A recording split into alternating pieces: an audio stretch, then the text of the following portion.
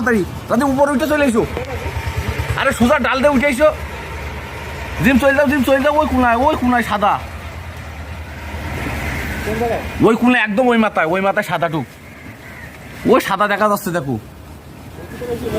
আছে আছে মেলা মধু আছে পাগল। জিম ওই সাদা দেখতে পাচ্ছ?